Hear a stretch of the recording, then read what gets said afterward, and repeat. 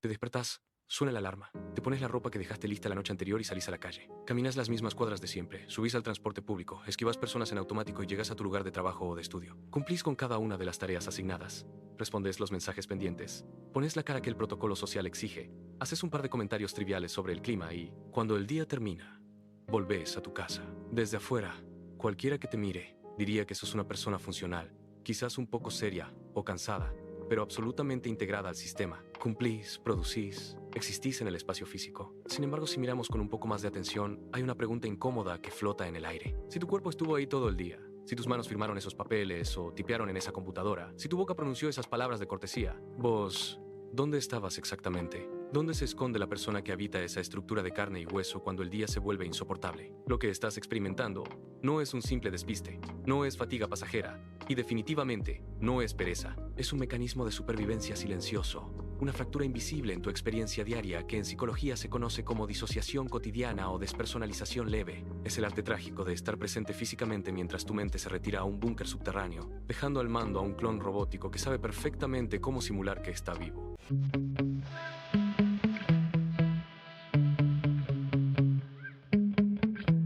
Yeah. Sometimes I get so mad there's no controlling me. Nos han vendido la idea de que los problemas de salud mental siempre se manifiestan a través del desborde, el llanto incontrolable, el pánico ruidoso o el colapso evidente. Esperamos que el sufrimiento haga ruido, pero la realidad es mucho más sutil y, por lo tanto, mucho más peligrosa. A veces, la mente no explota, simplemente se apaga, se desconecta de la corriente para no quemarse. Imagina que tu psiquismo es un sistema eléctrico sofisticado. Cuando la demanda del entorno es excesiva, cuando las exigencias laborales, las tensiones económicas o el peso de sostener una fachada de bienestar superan tu capacidad de procesamiento, salta el fusible. La disociación cotidiana es ese fusible. No es una enfermedad mental grave ni un brote psicótico. Es una estrategia adaptativa que tu cerebro utiliza para protegerte de una realidad que percibe como hostil, aburrida o intolerable. El problema es que el precio que pagas por esa protección es altísimo. Te convertís en el espectador de tu propia existencia. Mirás tus manos y las sentís extrañas. Escuchás tu propia voz como si saliera de un parlante ajeno. Observas tu vida pasar como si fuera una película de bajo presupuesto que ni siquiera elegiste ver. Estás ahí, pero no estás.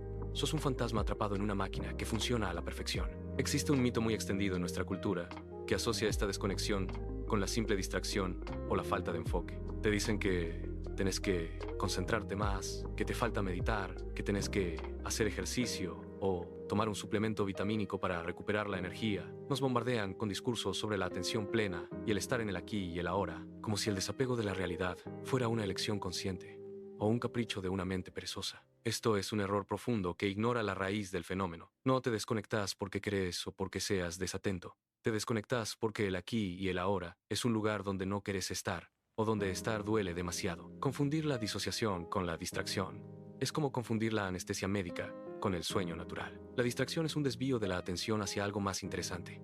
La disociación es un anestésico general que la mente autoadministra para adormecer el impacto de la rutina, el estrés crónico o el vacío existencial. No es un problema de enfoque, es un síntoma de saturación emocional. Sostener este estado de anestesia a lo largo del tiempo tiene un costo invisible que nadie te advierte mientras te felicitan por lo eficiente que sos bajo presión. Al principio, el modo automático parece un superpoder. Te permite atravesar situaciones estresantes sin que te afecten. Te vuelve inmune a los malos tratos de un jefe. Te ayuda a superar entornos hostiles o cenas familiares repletas de tensiones no resueltas. El robot cumple.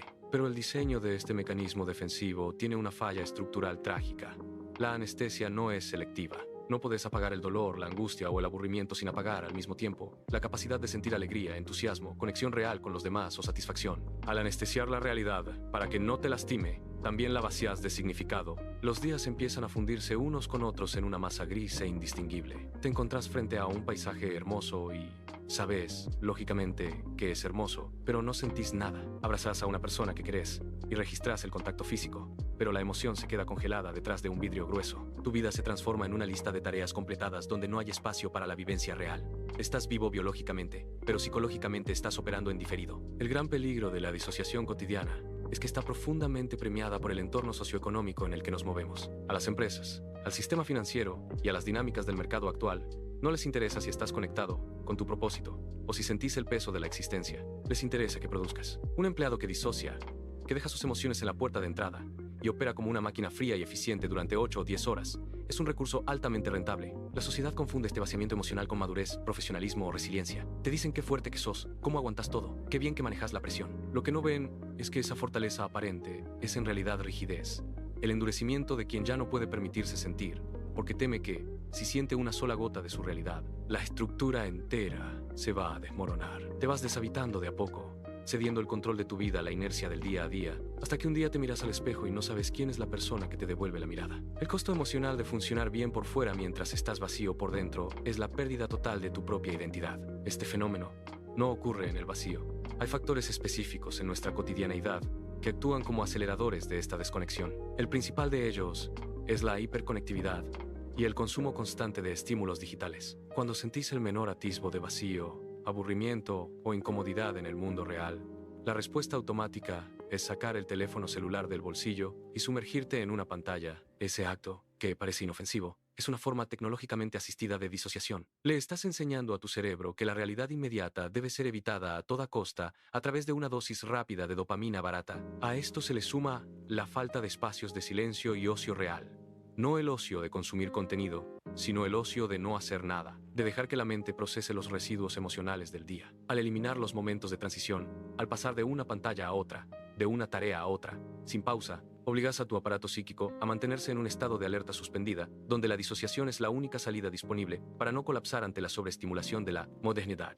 Cuando este estado se vuelve la norma, la noción del tiempo se distorsiona por completo. Las semanas pasan a una velocidad alarmante, porque el cerebro no tiene hitos emocionales que registrar en la memoria. No recordás los detalles de lo que hiciste el martes pasado porque, estrictamente hablando, vos no estabas ahí para experimentarlo. Estaba tu réplica utilitaria. Vivir así es una forma lenta de desaparecer. Es ceder los años más valiosos de tu existencia a un estado de letargo funcional que te mantiene con vida pero te quita la experiencia de vivir. Nos aterra la idea de la muerte física, pero normalizamos la muerte psíquica, que significa transitar décadas enteras bajo el efecto de un anestésico autoinfligido. La desconexión te vuelve dócil ante la rutina, pero te convierte en un extraño para vos mismo y para quienes intentan amarte desde el otro lado del muro. Para empezar a recuperar el territorio perdido y volver a habitar tu propio cuerpo, es necesario implementar un plan de acción que no dependa de frases motivacionales ni de soluciones mágicas, sino de intervenciones concretas y pragmáticas en tu rutina diaria. El primer paso consiste en romper la inercia del modo automático mediante interrupciones físicas deliberadas a lo largo del día. No se trata de cambiar de vida de la noche a la mañana, sino de forzar a la mente a registrar el presente a través de los sentidos. Podés implementar la práctica de cambiar un hábito físico muy pequeño, pero arraigado de forma consciente. Si siempre caminas mirando el suelo o la pantalla, fórzate a mirar las cornisas de los edificios. Si comes en el escritorio trabajando, oblígate a pasar 10 minutos almorzando sin ningún dispositivo enfrente, registrando texturas y sabores reales. Estas pequeñas fricciones físicas actúan como alarmas que obligan al clon robótico a cederle el control de vuelta a la conciencia, aunque sea por unos minutos. El segundo paso requiere establecer un registro de saturación diario que funcione como un termómetro emocional. La disociación ocurre porque ignorás las señales previas de agotamiento hasta que el sistema decide apagarse solo. Necesitas definir un momento específico de la tarde, que no te tome más de 2 minutos, para cerrar los ojos y evaluar 3 variables concretas: la tensión en tus hombros o mandíbula, la velocidad de tu respiración y el nivel de irritabilidad ante estímulos pequeños. Si notas que estás al límite, no busques cambiar tu estado de ánimo ni forzarte a estar alegre. Simplemente reconoce que estás saturado y reducí la velocidad de tus movimientos físicos de forma intencional en la siguiente hora. Camina más despacio, habla más despacio, baja el ritmo de tu cuerpo para indicarle a tu cerebro que el entorno inmediato no requiere que te fugues para sobrevivir. El tercer paso es la eliminación radical de los anestésicos de transición. El momento más crítico para la disociación son los espacios muertos, el viaje de vuelta a casa, la espera en una fila o los minutos previos a dormir. En lugar de llenar esos vacíos con música a todo volumen, podcasts o videos que te saquen de donde estás, elegí pasar al menos un trayecto corto del día, o 10 minutos antes de acostarte en absoluto silencio y sin pantallas. Permitite sentir el peso del cansancio, el aburrimiento o el vacío que estabas esquivando. El malestar que aparece cuando apagas el ruido no es tu enemigo. Es la señal de que estás volviendo a conectar los cables. Es preferible transitar un cansancio real y consciente que vivir una vida anestesiada donde no sos el protagonista de nada de lo que te pasa. Si a pesar de estos intentos sentís que la desconexión es total y que la realidad te resulta ajena de forma permanente, la consulta con un profesional de la salud mental se vuelve un paso indispensable para revisar qué traumas o sobrecargas del pasado están manteniendo activo ese mecanismo de defensa. Desaparecer de tu propia vida para poder soportarla no es una estrategia de supervivencia válida, es un lento desmantelamiento de tu identidad. Si este análisis te hizo mirar tus propias manos y preguntarte cuánto tiempo llevas operando en automático, dale un me gusta al video, suscríbete al canal y compartilo con esa persona que, sabes, que vive corriendo, pero que hace tiempo sentís que no está del todo presente. Si esto te está superando, pedir ayuda también es una forma de recuperar calma.